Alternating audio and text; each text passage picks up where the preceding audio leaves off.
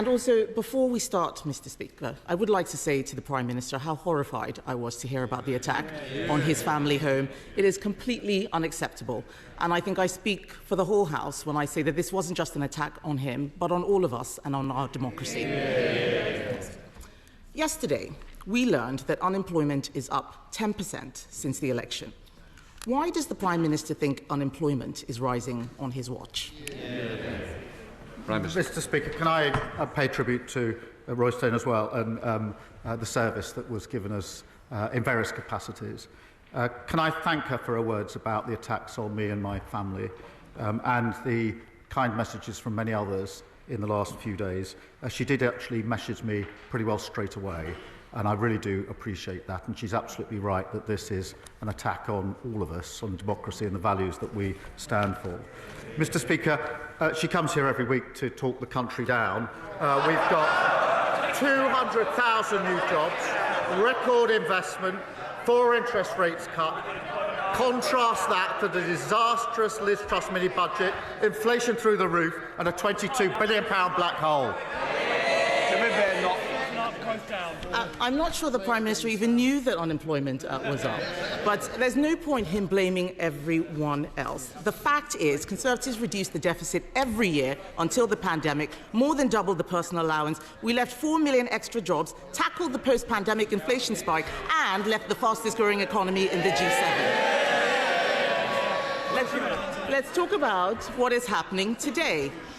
Let's look at Beales, a 180-year-old department store in Dorset. They survived 2 world wars and the winter of discontent, but they couldn't survive this Labour government. Beales is having, and I quote, Mr. Speaker, a Rachel Reeves closing down sale. What does the Prime Minister have to say to all the people who have lost their jobs? Mr. Speaker, nobody wants to see job losses, but she must be the only person left in the country who thinks the economy was booming after the last government. We've created new jobs, record investment, trade deals that they tried. The India deal, I think they tried for 8 years and failed. We did that deal. They talked about a US deal. We did that deal. We tend to get a stronger relationship with the EU. The former Trade Minister must be the only former Trade Minister who's against all trade deals which boost our economy. She says she's against the India deal, even though it's got the same provisions she put on the table. She's against the US deal, even though it saves thousands of jobs in car manufacturing. And, Mr. Speaker, most absurdly, she says she's going to rip up the EU deal when she hasn't even seen what's on the page. They're reduced to a brain rot. A once great political party is sliding into brain-dead oblivion. Mr. Speaker, I'm very happy to welcome his tiny tariff deal, but the fact is, it has put us in a worse position than we were in March. He should not over-egg the pudding. Let's talk about how things are getting worse now. In every month of this year, household names like Sainsbury's, Tesco, Asda and Santander have cut staff. The ONS estimates that there are 100,000 fewer jobs than a year ago. And this was before his jobs tax, which will make things worse. Can the Prime Minister promise the House that by this time next year, unemployment will be lower than it is today? Prime Minister. Mr. Speaker, I think she just said a tiny tariff deal. Can I suggest that she gets the train to Solihull, 2 hours, goes to speak to the workforce at JLR, their families and their communities, to tell them she would rip up the deal that protects their jobs. And when she's done that, she might travel across to Scunthorpe and tell the steelworkers there she's going to rip up the deal that saves their jobs. And then if she's got time, go up to Scotland and talk to the whisky distilleries. Tell them she'd rip up the deal that's creating 1,200 jobs for them, boosting their exports, and then come back here next week and tell us what reaction she got. So I didn't hear a promise to get unemployment down, and that's because he knows things are going to get worse. And this goes wider than businesses. Last week, I met staff and patients at Farley Hospice. They do fantastic work, but they need to find an additional £250,000 to pay the jobs tax. How does he suggest Farley Hospice, a charity which relies on donations, pays for his tax hike. Prime Minister. Mr Speaker, we have provided £100 million boosting for the sector, and children and young person hospitals received £26 million funding this year. But, Mr Speaker, she turns up every week to carp from the sidelines. But what she doesn't do, she moans about what we had to do in the budget to stabilise the economy. But she hasn't got the courage to stand there and say that she would reverse the next decisions that we take. And I know why.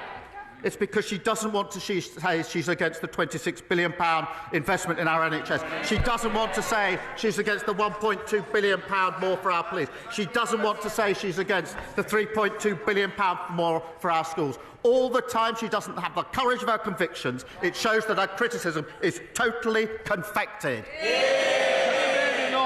Mr Speaker, I can't believe the Prime Minister is still using this figure. We had this very conversation at the dispatch box. He knows it is just capital spending. It's either he's not paying attention or he is saying things to disguise what is going on. That money will not pay for the jobs tax. He knows that, and the hospices know it too. And the other people who know that things are getting worse are the 5 leading business groups in the UK.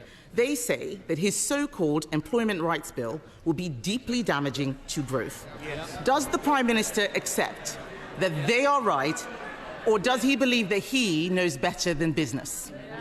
Prime Minister. Mr Speaker, it's the same old Tories. Every time better rights for workers are on the table, they vote against them. Respect and dignity and protection at work are good for workers, good for the economy and good for growth. Kemi Badenoch. Mr Speaker, the Prime Minister needs to listen to business. You cannot have employment rights without employment. Labour always forgets that it is not government that creates growth, it is business that creates growth. And businesses are closing, and they are blaming him and his Chancellor. There are 100,000 fewer jobs, Mr Speaker. Hospices, charities, nurseries, they are facing bills from the jobs tax that they cannot afford. Even the unions say workers are being thrown on the scrap heap. And all of this before his unemployment bill makes hiring even more expensive. When will he admit that Labour isn't working? Mr Speaker, she says we should listen to She should listen to business. I will have the last... Prime Minister. Mr Speaker, she should listen to business. They're in favour of our trade deals. The India deal, fantastic deal. Tariffs on cars cut to 10%. Whisky and gin, tariffs halved. £4.8 billion into our economy. What does she say she'd do with the India deal? She wants to rip it up. The US deal that saves thousands upon thousands of jobs. What does she want to do? She wants to rip it up. The EU deal, good for our economy. She's not going to even wait to see what it says. She absurdly says she's going to rip it up. It is so unserious. She even was reduced last week to calling the Indian government, accusing them of fake news. No wonder she did so badly as a Trade Secretary. Mr Speaker, the project for them is over. They're sliding into oblivion. They're a dead party walking.